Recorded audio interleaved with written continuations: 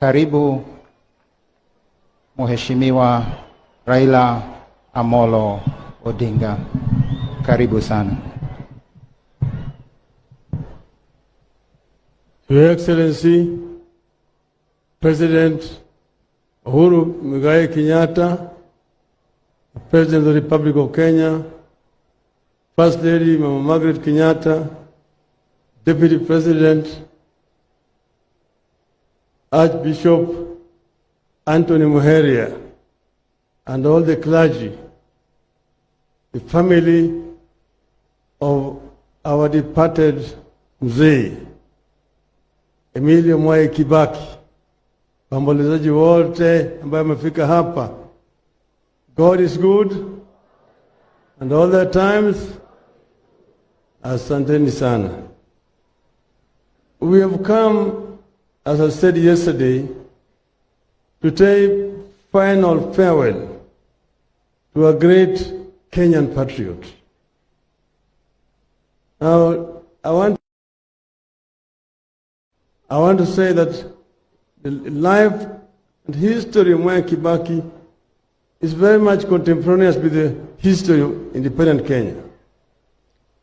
Because as we said, Kibaki resigned from teaching to come and join the liberation movement.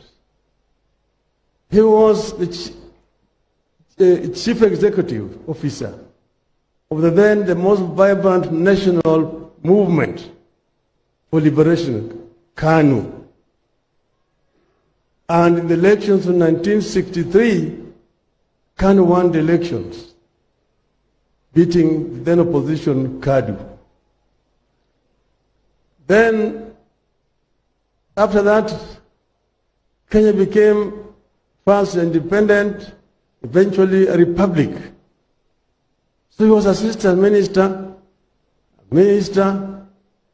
vice president, and a president, leader of opposition. But development in Kenya after independence are very much akin to what took place in the rest of the African continent. The constitution that brought independence was a fairly liberal constitution with a devolved system of government called Majimbo. And through a series of amendments, Majimbo was disbanded, used the constitution, which basically removed power from the periphery to the center. We ended up with a very authoritarian, or what we call imperial presidency. To cap it all, in 1982, they brought Section 2A, which introduced a single-party system. They was introduced by the then Minister for Justice and Constitutional Affairs, our late friend Charles Njonjo. Mwai Kibaki is the one who seconded it. I'm saying this because it's good for us to say it. We have had a long discussion with him. He did not know the implications. He later on himself became a victim of it all. Because in 1988, they brought Bulolongo system of election. They called them that open democracy. Then, after that, they did the reshuffle and was removed from being vice president, made minister of health. He did not feel humiliated. He stayed there as a gentleman. Some of us were fighting for repeal of Section 2A and reintroduction of multi-party politics. But because he was inside that system, he said that it is not possible to introduce a multi-party system. But those of us who were calling for it were like somebody cutting a mugumo tree, the razor blades. Fortunately, with the fall of Berlin Wall, the wind of change that was blowing in Eastern Europe began to also blow in Africa. And through it, Section 2A went. And now we are allowed to form a political party. And Kibaki said that in his deep mind, he has always cherished multi-party system, and immediately resigned from KANU to form DP. So he joined us. We were already then in Ford, and he joined DP. Then eventually, Ford also eventually split into Ford Kenya and Ford Asili. So we now have Ford Kenya, Ford Asili, DP. We try to work to try to bring these people together. Ken Matiba, Jaramogi, and Kibaki. Eventually try to, with Kibaki's people, we're negotiating. Uncle George Mohoho is here. And the late John Keane.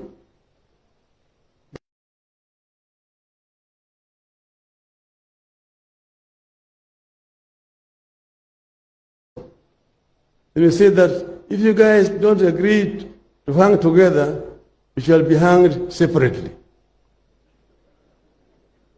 So we went to the elections, and truly they were hanged separately. One whole post there for Matiba, one for Kibaki, one for Jaramogi. So, but we came together now in the opposition. But Matiba was the leader, then Jaramogi. Then both of them eventually went. In 1997, we now tried to come together again. There was Kibaki, Amalwa Kijana, Charity Ngilu, and yours truly.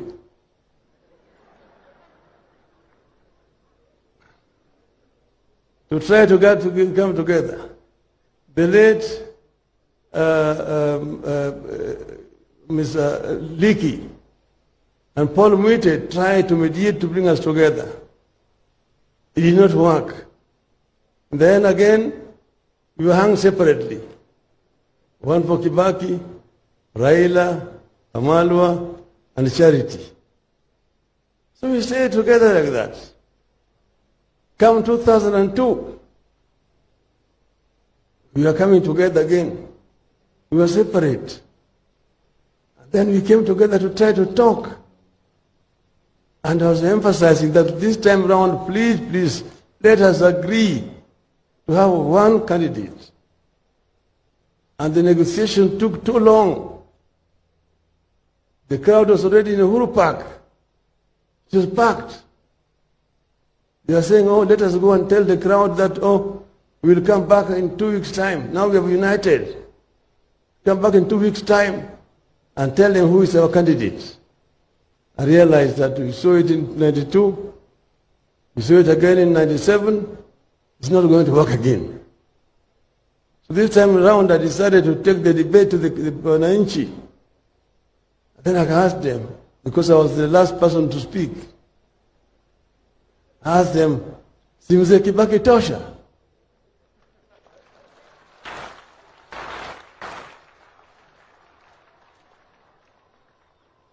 And the crowd roared back, Kibaki tosha, na wakaanza kuimba, yote yawezekana bila Moi. That is the NAC revolution. The rest is no details. But I was saying this because I saw where we were, and we had a long discussion with Mwai Kibaki. In my view, Mwai Kibaki had the knowledge, the experience that we needed in that period of transition. I got actually hit so hard. By the time I arrived home, my wife had received so many phone calls saying how I had messed up. But I said, there's no going back. We'll move forward together with Mwai Kibaki. So I'm here with my wife Aida there, and my elder brother, Dr. Uhuru.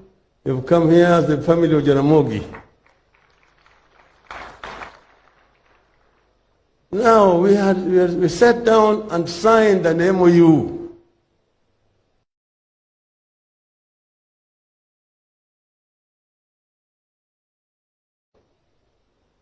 This famous or infamous MOU. And when we were negotiating, everybody was very fresh.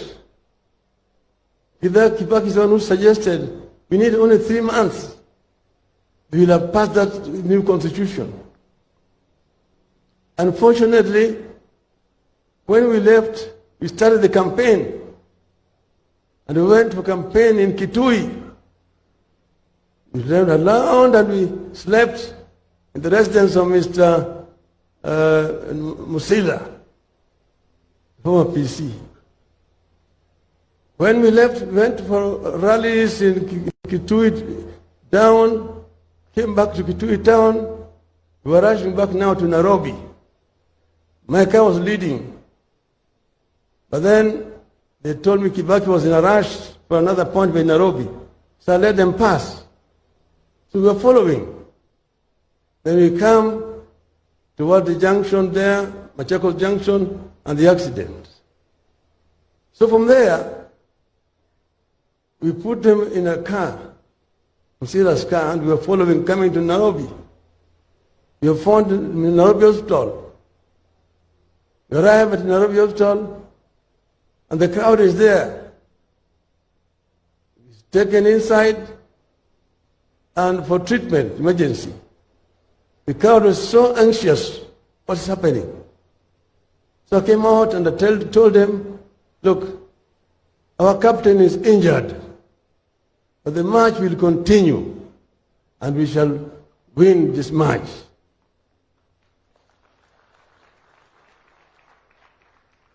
And after that, we evacuated Kibaki to London for treatment.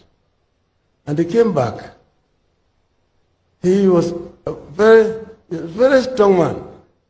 Mwai Kibaki, apart from being brilliant,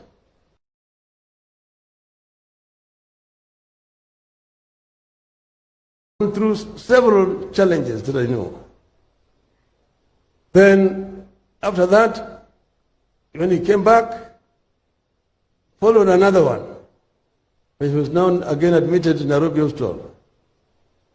So then now, we are victorious, we won the elections, and what happened is that a group that was around Kibaki, the reason why I've always said this is not Kibaki, there was a clique that was around him, which took charge.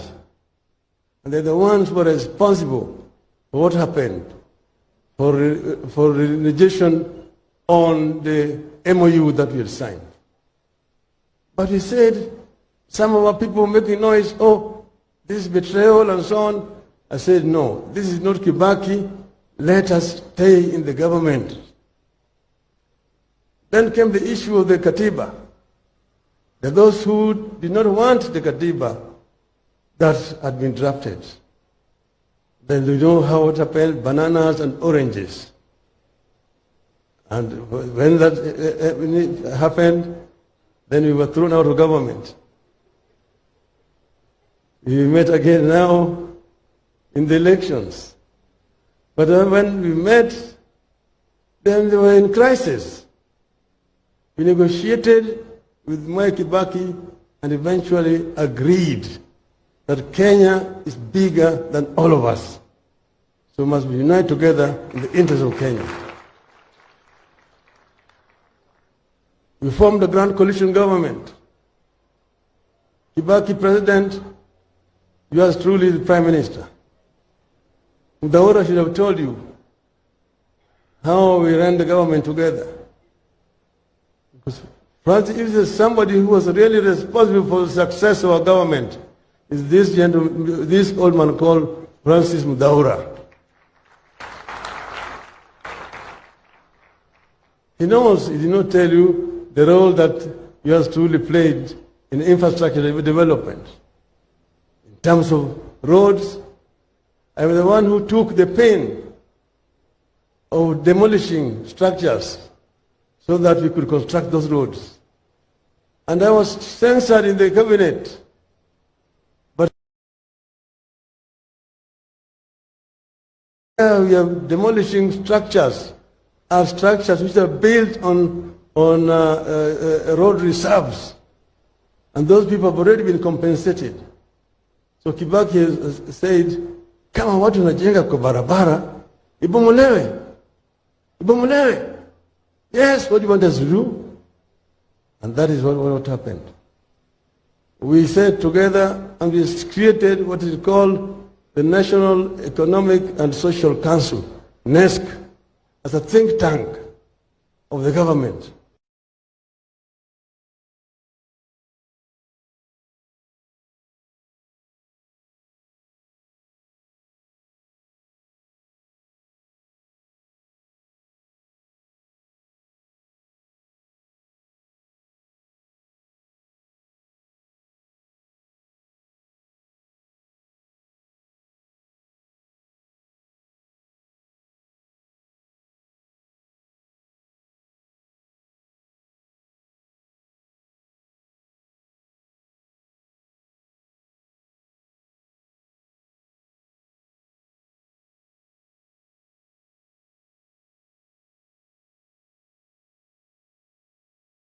So here, we've come today to say goodbye.